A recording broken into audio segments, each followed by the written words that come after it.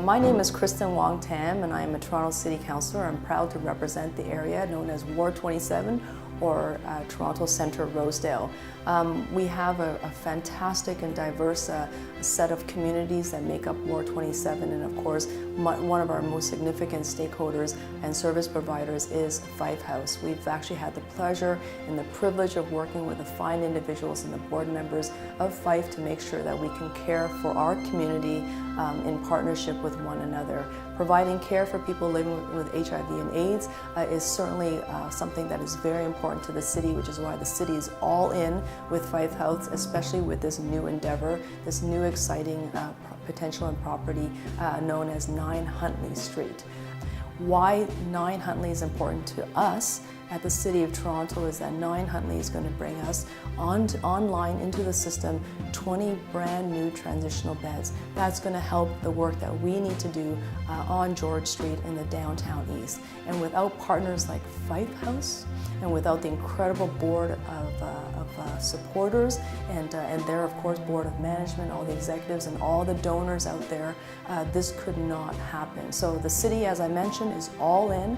We want this to be a project that is going to be successful at 9 Huntley. We believe in Fife House. We know the quality of work that they are able to deliver time and time again.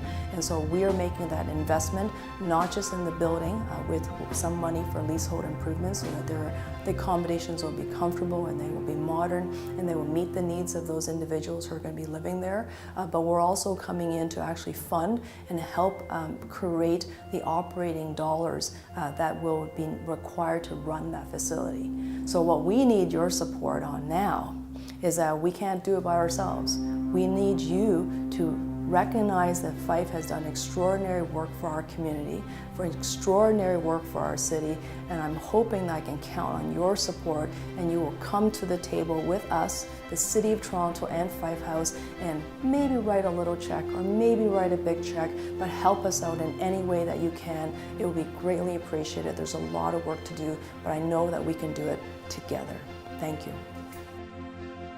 Hello, I'm Ed Clark, and I'm sorry that I've not been able to get there tonight, but I did want to take this opportunity to talk a little bit about our involvement in the project and why I think this is an important project and why Fran and I were just delighted to try to support it. In many senses, this project hit all our hot buttons. I mean, this is a project that has large members of the LGBT community.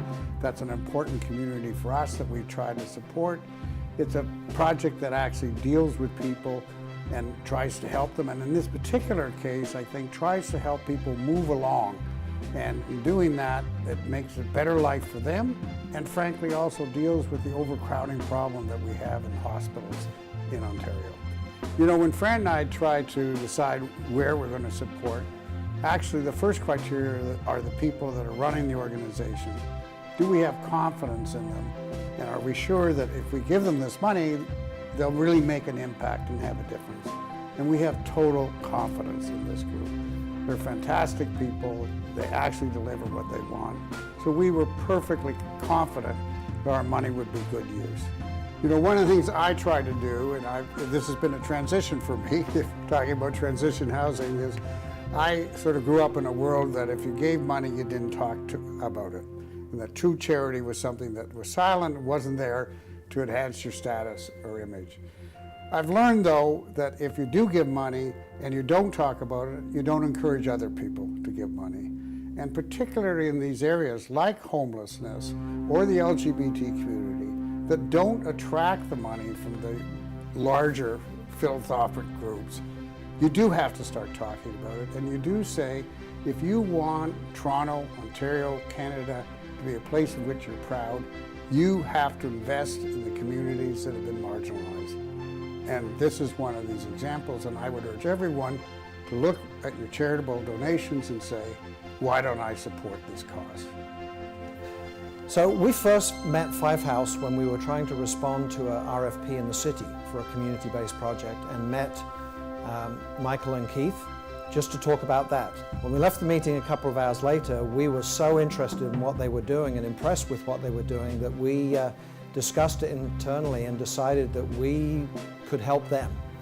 There was a lot of work that they were doing that they're very good at, providing those programs.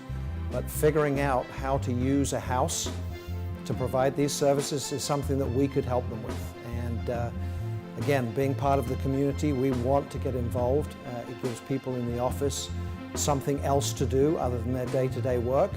And this organization clearly had a passion for what they were doing, and there was a lot of excitement in the office to do that. So that's how we first got started, in just giving a little bit of free advice.